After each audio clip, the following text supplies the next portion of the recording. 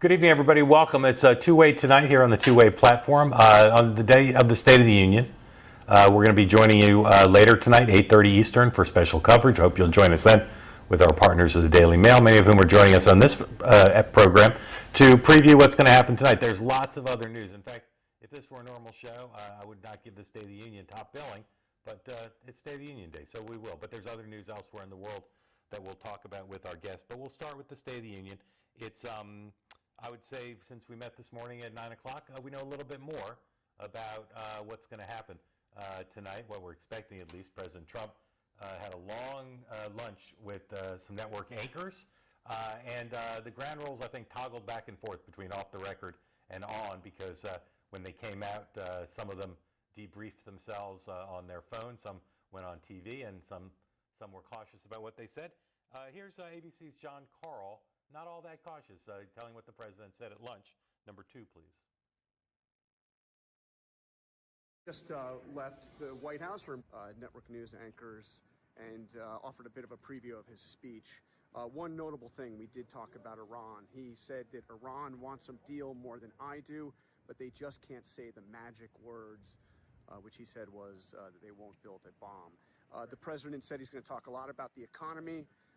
And he's going to call for new tax cuts tonight, and he's going to say that the next 3 years in America will be the best years economically that we've ever had, and he's going to say, or he told us, it's already begun. So that's here at the White House, just leaving lunch with the president and network anchors. All right, so there's a little bit of that. We've got some more stuff that the president's expected to say that's a little new. We do expect him to focus mostly on domestic, but to talk about Iran for sure. And so here's what we're going to do. In a moment, bring in our guests to talk about their perspectives on tonight. We'll go kick that around a bit. And then we'll talk about some other stuff in the news, including a new Kamala Harris soundbite on whether she's going to run for president again.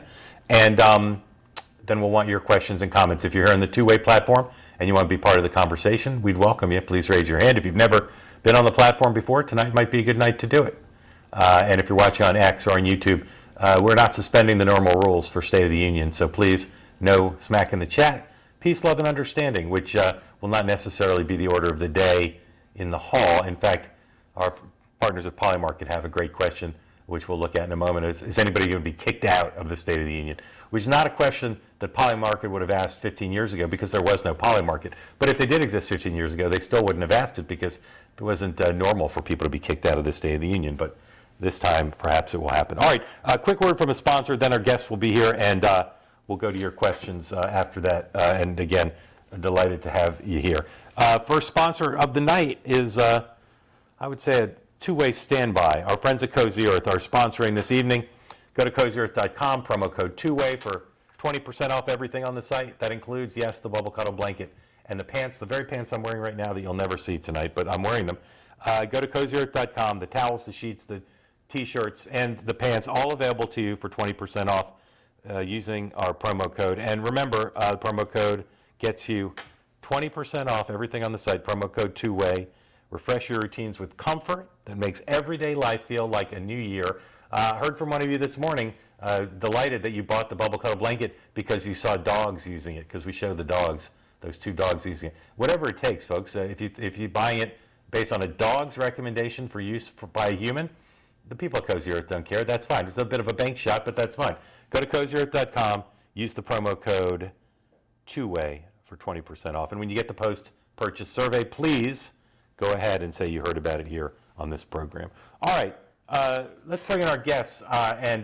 As I said, we're partnering this evening on our State of the Union coverage with our colleagues at the Daily Mail, and we couldn't be more pleased to have them here with us right now. And I'm going to do my best to bring them in one by one. We'll start. We're going to treat this like I don't know, like a reality TV show. Just bring them in one by one with no pomp or circumstance, but a sense of moment, a sense of possibility, a sense of what could be. And we'll start with Wills Robinson. Wills, welcome in. Thank you for being here. Executive editor of the Daily Mail. Needs no introduction, but has to leave a bit early, so I brought him in first. Wills, thank you for being part of our coverage. Great to partner with you. Would love to hear your sort of top-line thoughts on State of the Union. What are you anticipating? What are you dreading? What are you hoping for? Who's the cabinet member who won't be there? All multi-part question. Take whichever you wish. Well, you said a Democrat is probably going to be thrown out, but it's a question of if any of them are actually going to turn up. They're all planned their gimmicks. They've all planned their protests outside. But as Polymarket said, that there is a 100% chance that a Democrat is going to be thrown out for heckling, whether it's about Epstein, whether it's about, oh, God knows what. But if you have money and you are on Polymarket, then you should definitely use it. In terms of what Jonathan Carr was saying earlier, when it comes to what came out of that lunch at the White House, it looks like Trump is going to go to what he's used to, his comforts, which is domestic policy. And you're gonna hear him say, this is the golden age. This is the American golden age. He said it before, and now he's going to go back and say it again the next 3 years, and he's going to listen to what his advisors have been saying. Focus on the economy before the midterms. Focus on prices, because that's what won you the election in 2024. And just try and ignore all the Democrats in the crowd, because they're going to be saying stuff. They're going to try and get under your skin. He's going to react because, as we all know, he's a performer. He knows what he's doing on stage. He will fight back. So it's going to be entertaining. Some of it may be a bit, not squeamish, but a bit cringeworthy, especially from the Democrats. But you're going to expect a long speech. You're going to expect a lot of this country's going to be great, or this country's already great from Trump. And you'll get a bit of Iran, a bit of Mexico as well, maybe a bit of a Russia and Ukraine. But it's going to be more of Trump's greatest hits, and he'll promise more great hits to come. Will's brilliant and smashing. Now, predict the cabinet member who won't be there. The one who gets it right does win a bubble cuddle blanket. So Kristi fire Noem. away. Kristi Noem. That would be incredible for Kristi Noem. It would be incredible. It's not a variety gonna of happen, reasons. but it would be a great. Honestly, it'd be a great story for the Daily Mail if she is the designated survivor. I know they probably pick it by straws or a name out of the hat. I imagine someone like, I don't know, Doug Collins may get it. He was last year's actually. So so he won't get it Chris again. Wright last year. That was Chris Wright. You can't repeat. It's like Desert Island Disc. You can only do a thing one in once. a lifetime. Yeah, Nikki Schwab's here, covers politics and everything for the Daily Mail. Nikki, welcome in. Don't crib off what Will said, but what's your own 30,000-foot take on tonight? What are you anticipating? What are you wishing for or imagining might happen that would shake things up? Well, I'm going to actually plug a bit of our coverage that I crafted, which is we have a Daily Mail bingo card. And I think that would give you sort of a tour of what I think about, what I think President Trump will talk about. Now, of course, and maybe we can pull it up in the later show, but I do think that there's going to be obviously chatter about the economy. On our bingo card, we talk about, will he bring up eggs? Will he, instead of, saying that, that he's going to get the economy, rolling and going, is he going to sort of blast Joe Biden and say this is still, Joe Biden's economy and it's, he'll eventually fix it. And it's interesting to see if that will actually play with voters, because at some point, President Trump is going to have to basically say, like, this is my economy now and I own it and it's going to just get better. As we heard from John Carl, there's obviously going to be talk about tax cuts. And then I have a number of things on the bingo card that I think will be sort of, he always has these little other side projects he talks about. So will he bring up the ballroom? Will he bring up the arch? Will he talk about, his love for marble, the Kennedy Trump Center, all of these little pet projects? Will he go after, Kamala Harris and Joe Biden and Barack Hussein Obama? Or will he actually take on some of his own? One of the squares in the bingo card is Marjorie Trader Greene, who we have photos of from last year, where Trump is literally giving her a kiss on the cheek when he enters his address last year. And this year she will be at home in Georgia. So that's another kind of interesting dynamic. Nikki says, fantastic. Who's your cabinet member you're predicting won't be there? I mean, Willis took the best guess. I mean, I really thought that they want to put Kristi Noem on a little island, far away from this thing. Put her on the island, but then if the unthinkable happens, they've made her president of the United States. So That's true. That's a very good point. Yeah. I wish he probably wants to make the Supreme Court the designated survivor, so he doesn't have to see them. Yeah. All right. Thank you both. Thank you, Nikki. Thank you, Wills. Katy Balls also here. Katy Balls, of course, a Washington editor and columnist at the Times of London. Katy, thank you for coming back. Is this your first State of the Union address here in the States? It is. I arrived about a month after it last year. Yeah. So you're enthused with anticipation. I am. And also the comparison, I suppose, with the House of Commons, because I don't know what our equivalent would be. I think it might be the King's Speech, which is when you announce the legislative programme. But I think that it can get quite ferocious in the House of Commons, and perhaps this is the closest we get to some of that. Yeah. Katie, what we know the president's going to do some division between foreign and domestic. Which topics are you most keen on hearing from him on tonight? Well, I think it'll be interesting to see how he focuses on domestic, obviously looking ahead to the midterms where Republicans are even slightly publicly, but definitely privately feeling a little bit despondent about how things look in terms of the House. But I think in terms of the things we're expecting an economy focus. We just heard about this idea of tax cuts being trailed. So particularly coming at from a slightly international perspective, anything he says in terms of his various wars that he wants to solve will be interesting. And I think how he's reeling after the tariff ruling on Friday, is he in good spirits, or does he decide to lash out at all the people he thinks are traitors from his own side? And then what phrases were here? I would be disappointed if he didn't say that the US is the hottest country in the world right now. Yeah. Is that on the bingo card, Nikki? Is hottest country in the world on the bingo card? No, actually, I Yeah, did not put that on the probably bingo should be. card. Maybe Wait, do a adjustment by hand.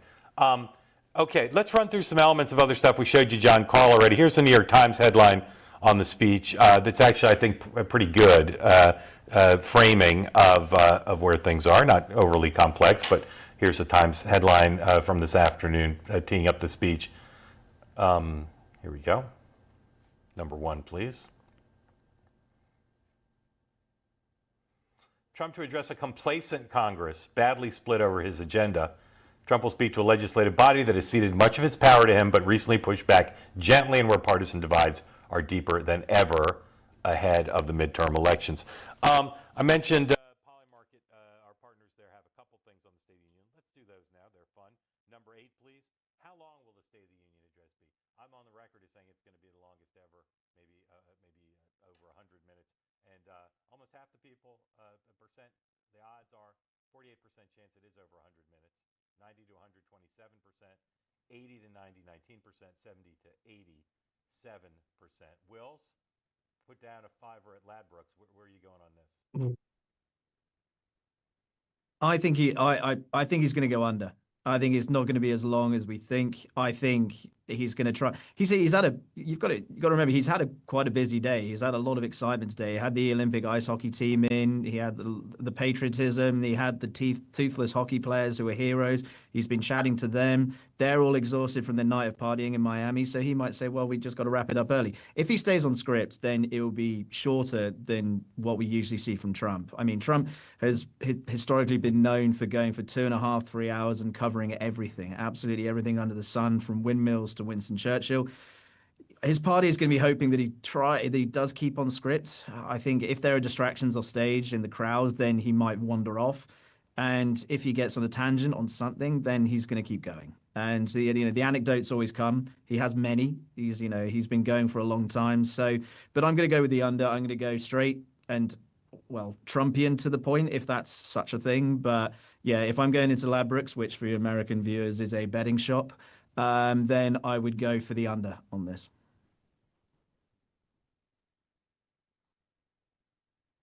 Mark, we can't hear you.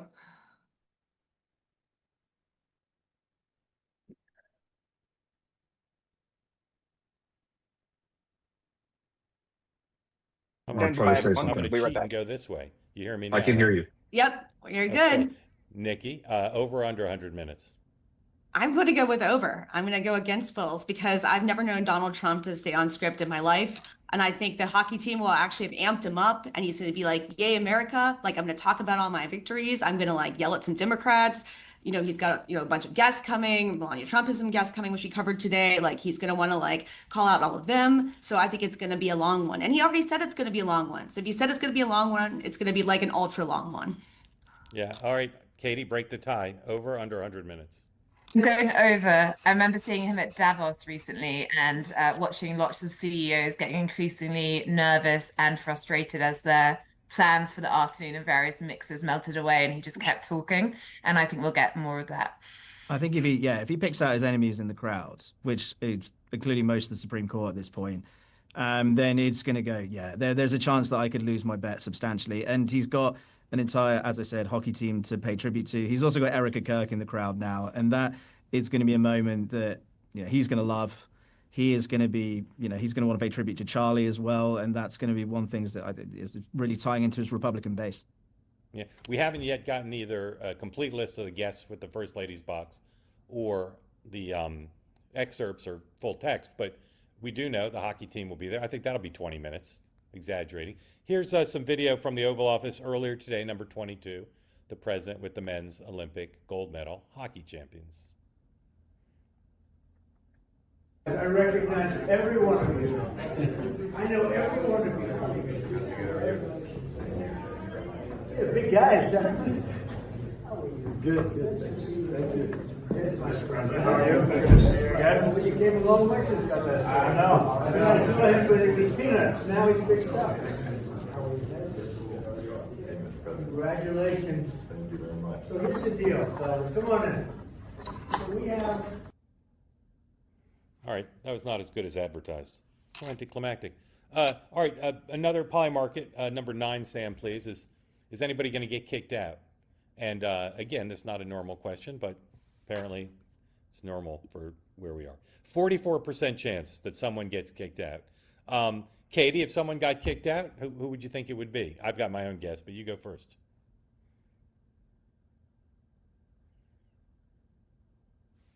Now I can't hear Katie. All right, Nikki, if someone got kicked out, who would it be? Ilhan Omar. I'll give that guess. Good guess. Yeah. Wills? I got to excuse my pronunciation, but Sri Tharanda.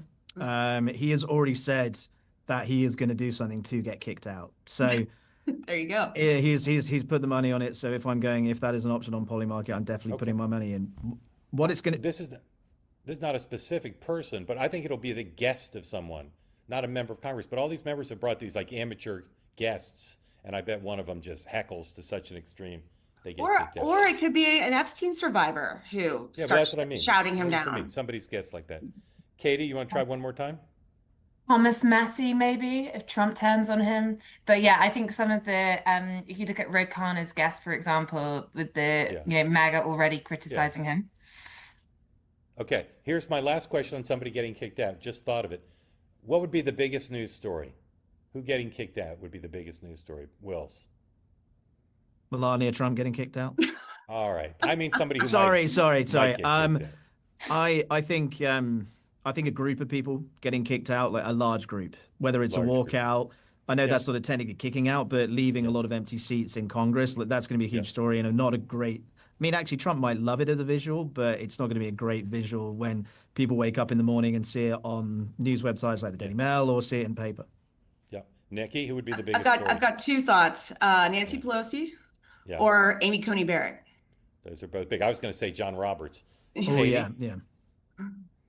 I think if it was an Epstein victim, because it would just bring the story up. And of course, if Donald Trump was kicked out, but that is probably impossible. He kicked himself out.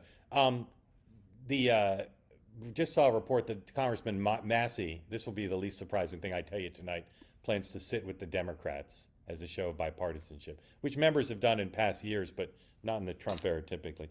Okay, as we know, lots of Democrats plan not to attend. Don't know the full number, but last report I saw was getting close to 100. Here's Congresswoman Angie Craig of Minnesota on her view of why she's not going. Number 4, please. And I'll just end with this. I would rather stick forks in my eyes than be here tonight to listen to Donald Trump talk about the State of the Union.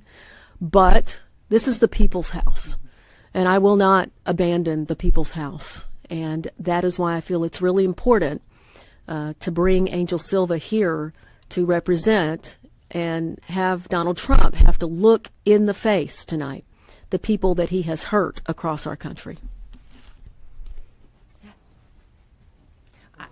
Okay. Here, number 5 is the Speaker of the House on what he thinks of Democrats boycotting the address. Shameful that they would boycott an address. We don't do that. Republicans don't do that. It doesn't matter if there's a president from the opposing party. We don't skip out. Our constituents want and need us to be here. Every member of this House represents over 750,000 people. They're disenfranchised if you're not sitting in the seat to be a part of the role and the responsibility of Congress. I think it's shameful. Republicans have a far simpler and far superior message for Americans watching at home. We're putting more money back in your pockets. We're restoring peace through strength. We're defending our border and deporting criminal illegal aliens. We're standing up for American industry and manufacturing. And we're making American workers, not foreign countries, the clear winners in this American economy. Those are not talking points. That is what we have delivered. It's called Republican results, and we are proud to run on that message in this fateful midterm election year. I'm curious what people in the two-way community think of Democrats skipping the address, whether you think that's a good idea, bad idea, or whether you're offended by it. If you got a point of view on that, raise your hand. Maybe we'll take some questions early on because we do lose Wills at the bottom of the hour. So raise your hand if you want to get in on that question. Okay, David, do you want to answer that specific thing? David Fletcher? No. All right, let's go to Aaron. Aaron, welcome in. What do you think of Democrats who are choosing to skip it after you unmute? Tell folks where you are, what's on your mind on that question. I'm in Kentucky. I think it's just par for the course for them not respecting elections whenever Republicans win. It's almost like they don't even think that he's a legitimate president. Nancy Pelosi ripping up papers and everything is just par for the course for that. In my mind, I think it's disgraceful. So I would hope that all Republicans would go whenever Democrat presidents are in, and the Democrats should do the same. So thank you for that. Jennifer, welcome in. What do you think? Hey, Mark. I think it's disgraceful. I think they're walking the line of going overboard and looking hateful and petty. Because I have seen some things online that I just can't believe. I think like Susan Crabtree texted or asked Gavin Newsom's campaign manager for a comment, and they told her to F off. Like, what is going on with these people? It's just the decor. We have to have some respect for something. And it's so disappointing. And I think they're walking the line of taking it too far. I really do. Jennifer, which offends you more? Some Democrats not attending the State of the Union, or President Trump account posting a photo of the Obamas as monkeys? I called in on that. I thought that was awful as well.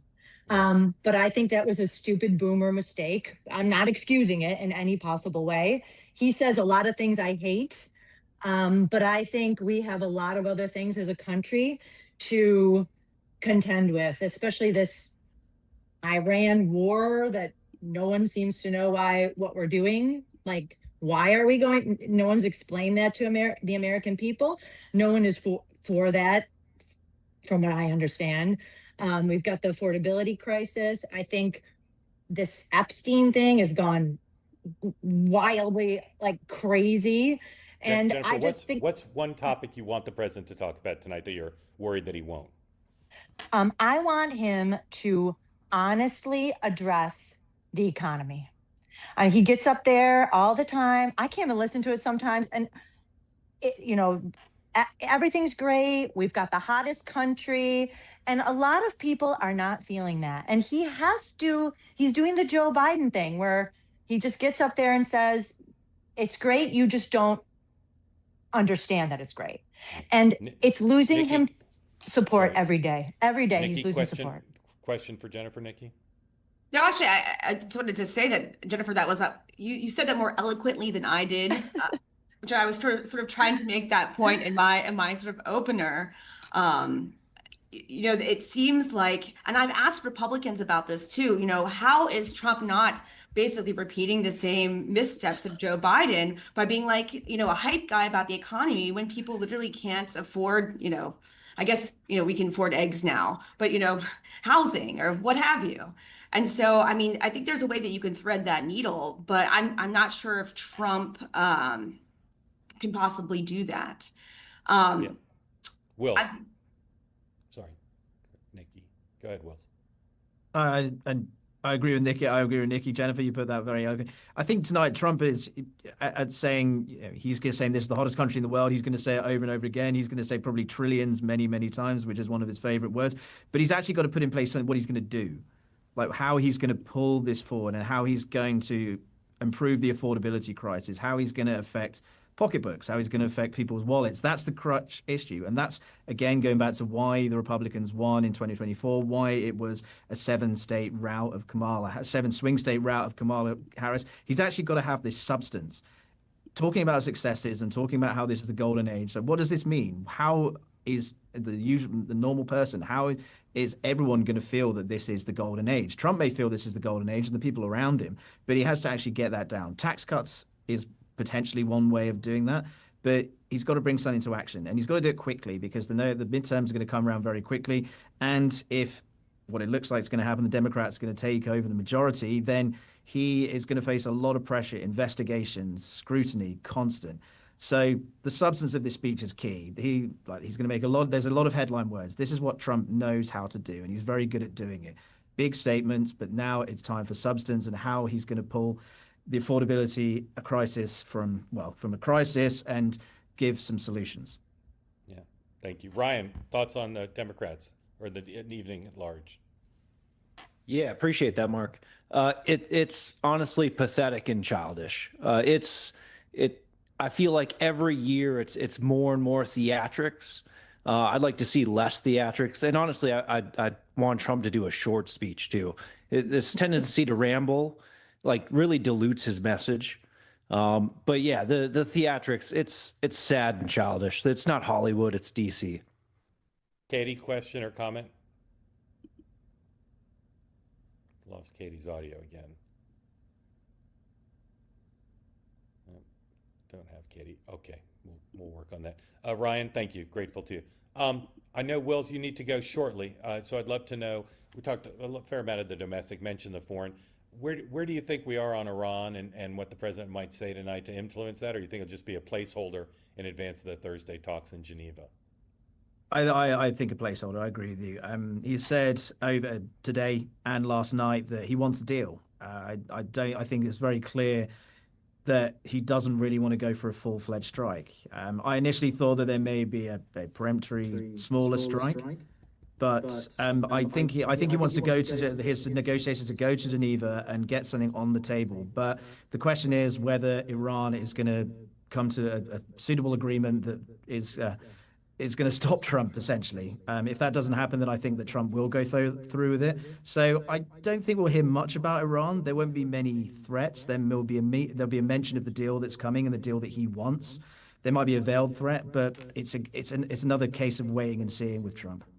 Okay. Wills will be part of our coverage later tonight, 8:30 Eastern Time. Join the Daily Mail and two-way pregame show before the president arrives at 9 to start his remarks, and then afterwards to take your questions and comments. So, Wills, grateful to you, and we'll see you in just a bit.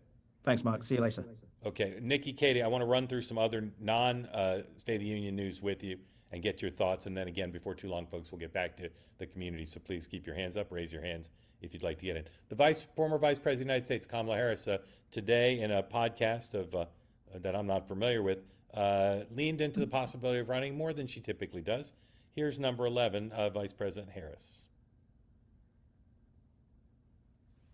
Will you run again?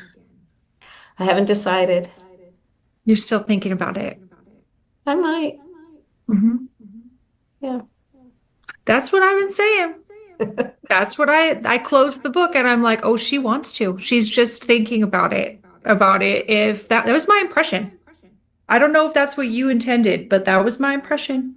No, the book is about a specific period in time. There was no agenda beyond what we've discussed already, which is just sharing with people, the reality of the experience and hopefully allowing people to see something of themselves. So, Nikki, watch what I do here. The second half of her answer seemed a little bit more sober, a little bit more serious. You both have high human intelligence. What did you think of the initial part? Did that seem a little more suggestive of a possible run or just being conversational? I think so, yes, Mark. But I just want to point out what also happened today, which is that Gavin Newsom's book came out. So if you want to steal away a news cycle from, a rival in California, Bravo, how do well you done. do it? You flirt with another presidential bid. So good for Kamala for, Yeah. Katie, what do you think? I still can't hear Katie. Can you hear Nikki? I cannot hear her either. Okay. And I'm hearing an echo too. I don't know if that's me or. All right, there's a little audio issues. We'll work those out by 8:30. Katy's going to work on our audio, and Nikki, let's go to something else. Congressman Gonzalez of Texas is embroiled in a massive controversy.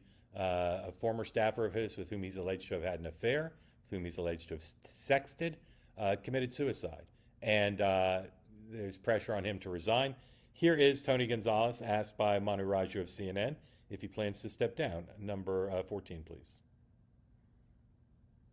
You're not. What do you? Are those text messages correct? Are they accurate? I am not going to resign. I work every day. I work every day for the people of Texas. But are those text messages? Are they accurate? Are those real text messages? I am not going to resign. I'm not going to resign. I work every day for the people of Texas. Did you carry it? And there will be an opportunity for all the details and facts to come out. What you've seen is not all the facts. Did you have an extramarital affair with a staffer? What you've seen is not all the facts, and there'll be an ample time for all of that to come out. What are the facts? Can you address it right now? Your constituents want to know.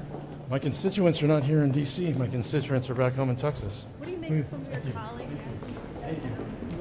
What do you plan to tell the speaker? Tuesday, and just a huge amount of pressure from many of his own colleagues to resign. Here's the Speaker of the House today on the allegations against his colleague, Congressman Gonzalez. Number 15, please. Representative Gonzalez in Texas. He's been accused of having an affair with a staffer, sending inappropriate text messages to that staffer, and the staffer later took her own life. Some members of your own party have asked for him to resign. I understand you're talking to him, or you already have.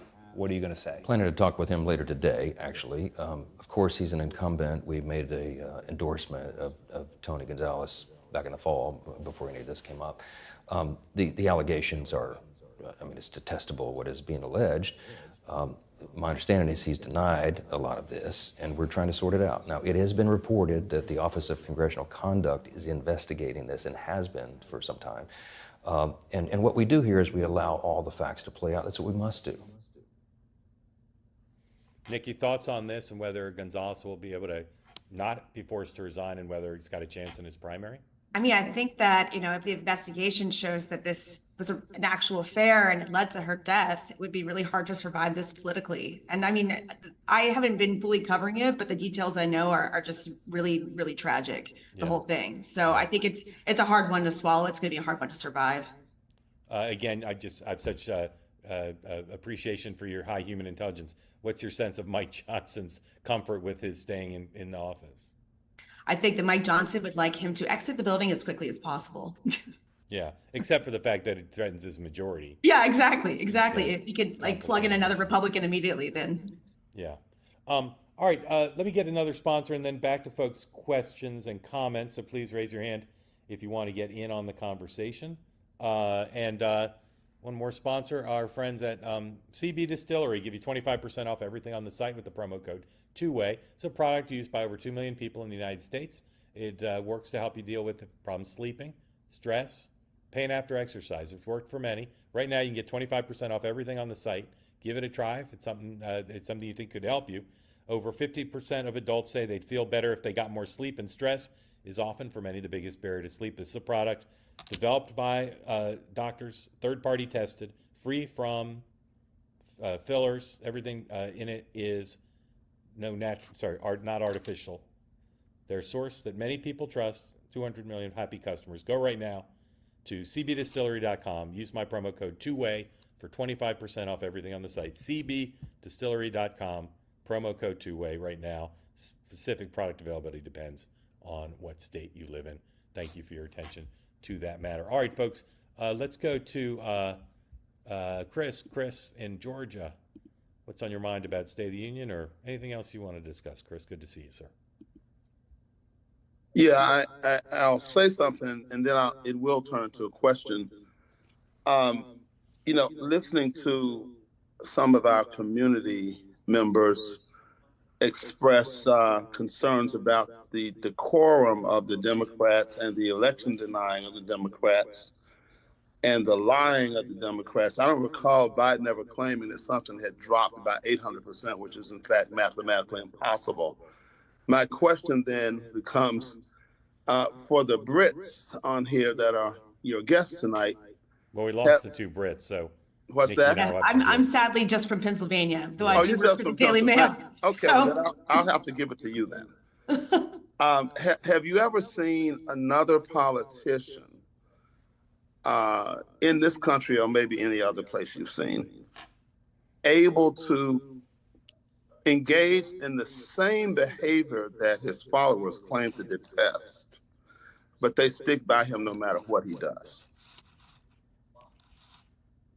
that is a good question. Can I think on it?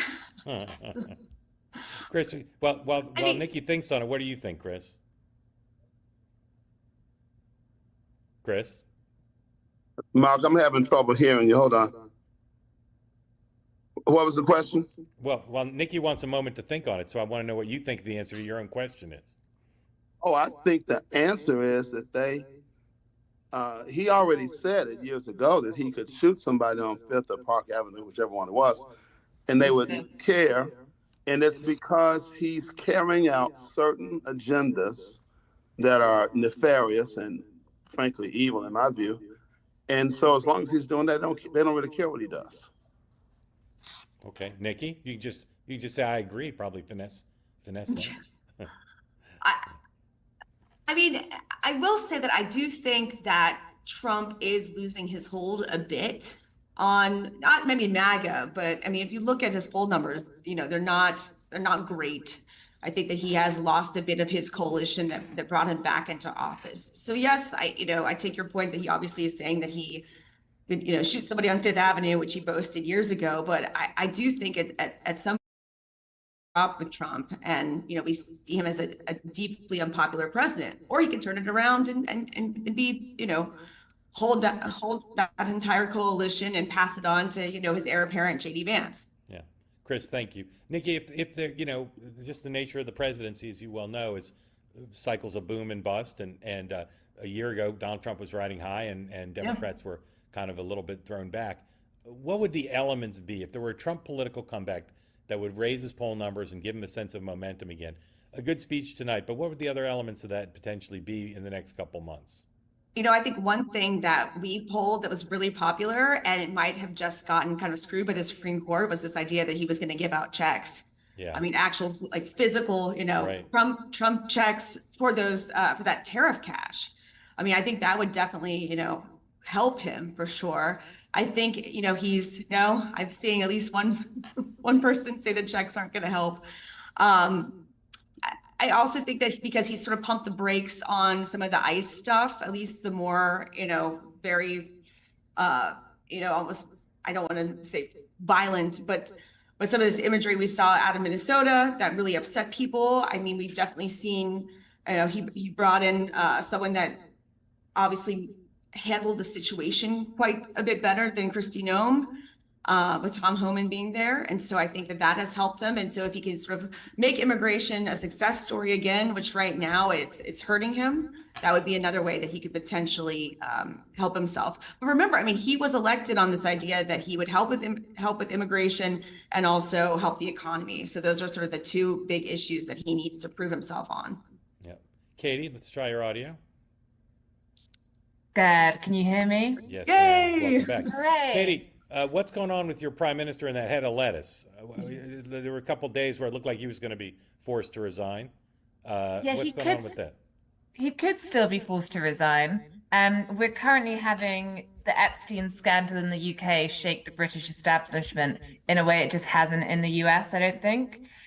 So Peter Mandelson, the former ambassador to DC, has now been interviewed under caution. You have a situation where the new ambassador, the same day that Peter Mandelson was arrested, was throwing welcome drinks in DC and trying to move on.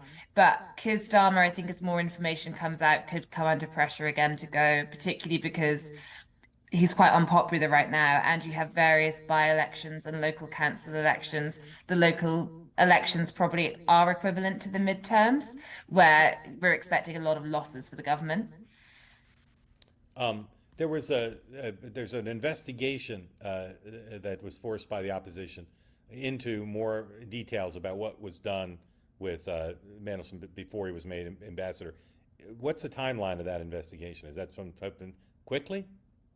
Well, what's complicated is there are two investigations. So there is a police investigation, and that could take any amount of time. And apparently, it's very complicated going through the laptops.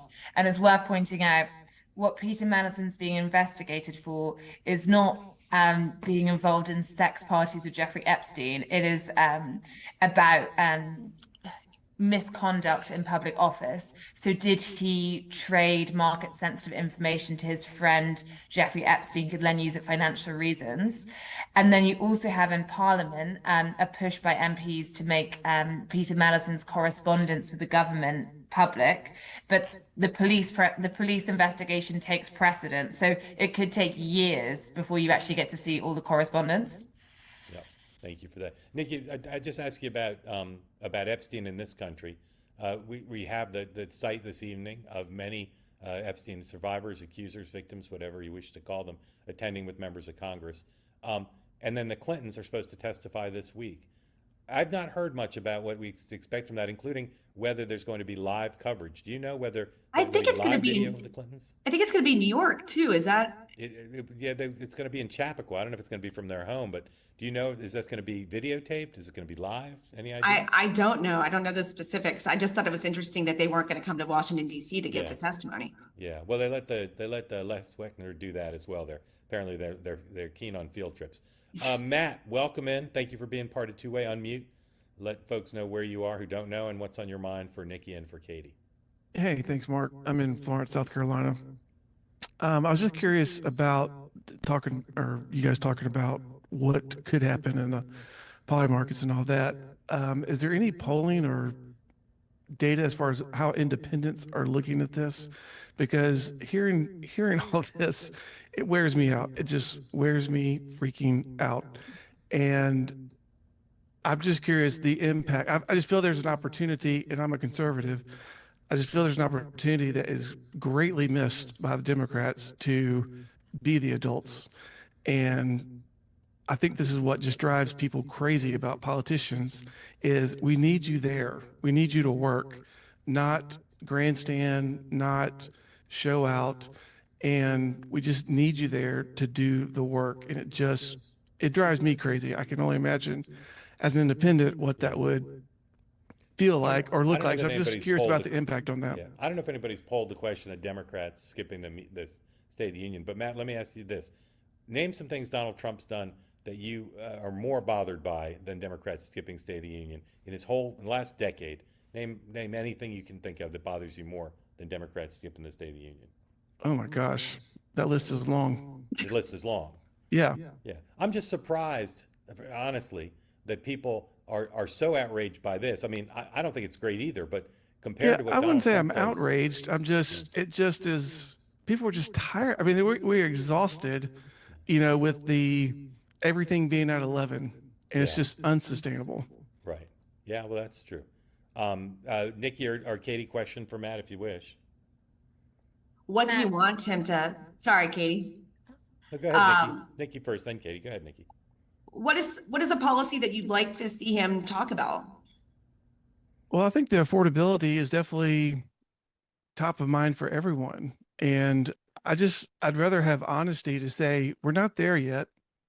It's still not, people want to talk about the rate of inflation coming down, but we're still, we're not below where we started in 24. We're not below where we started in 2020.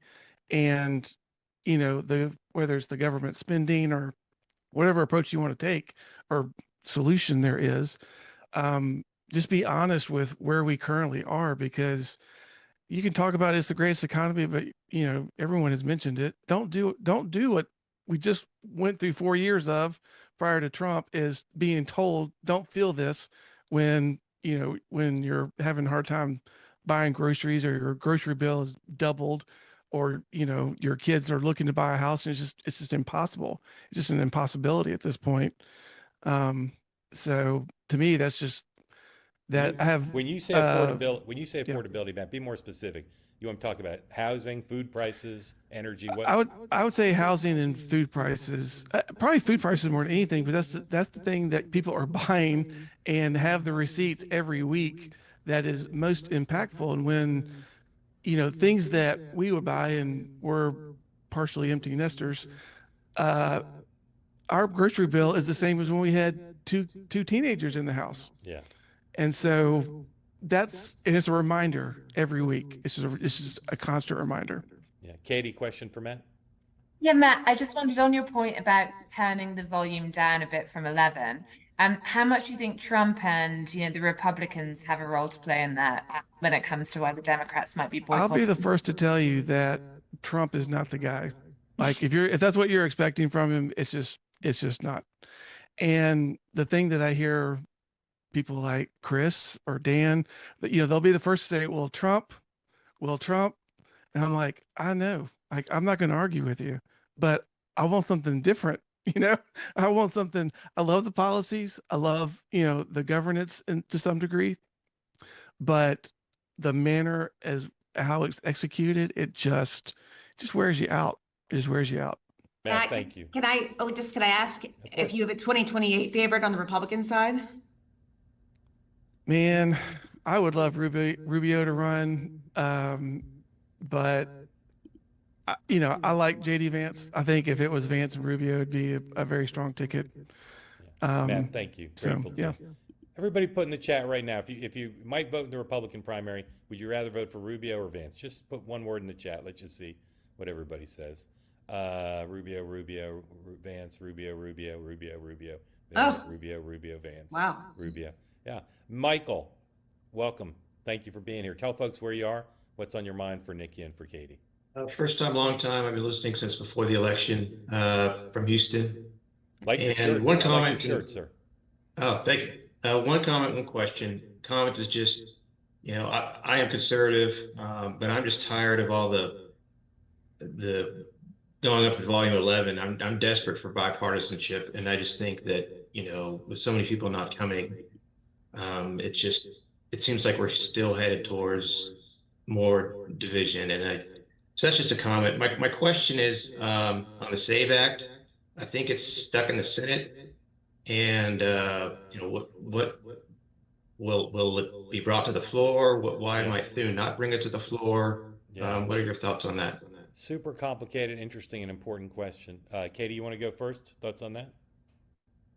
Yeah, well, obviously we know how tight the margins are.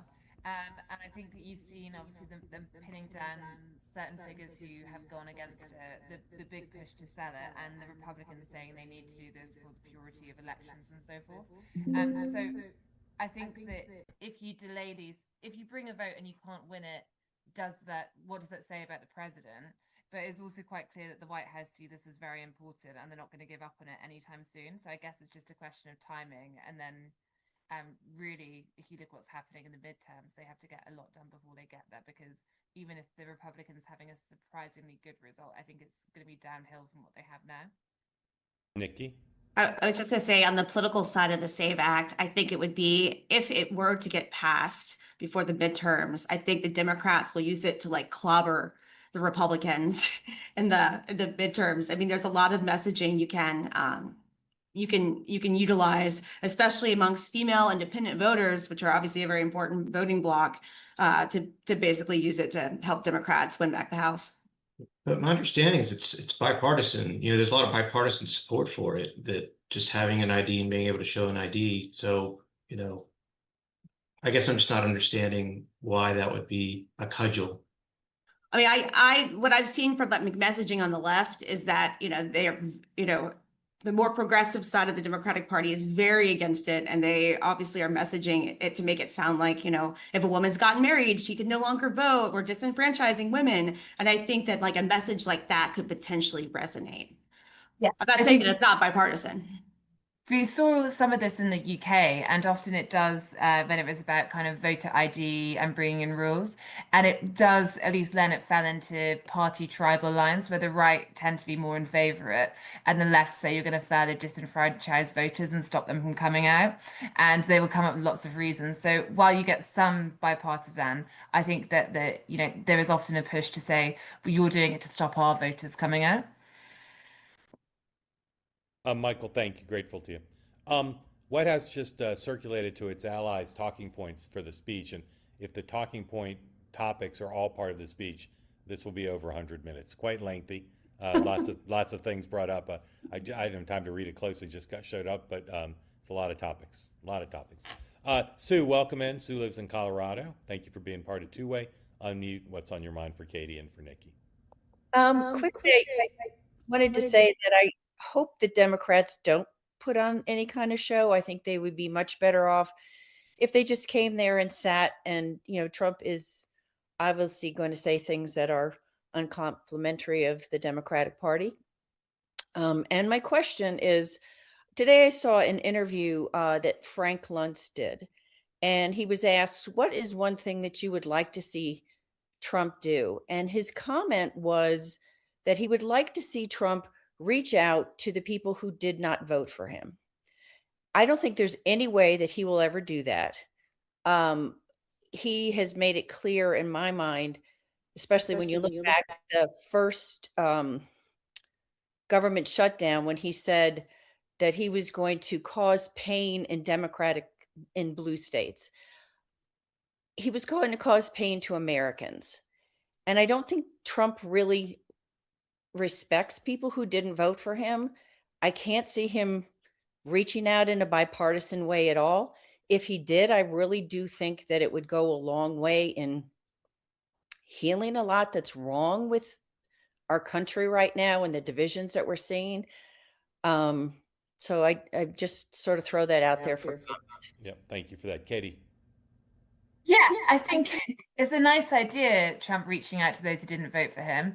And I think there's a chance to reach out for some who didn't vote for him. I think his opponents in politics are a bit different if he thinks you've wronged them.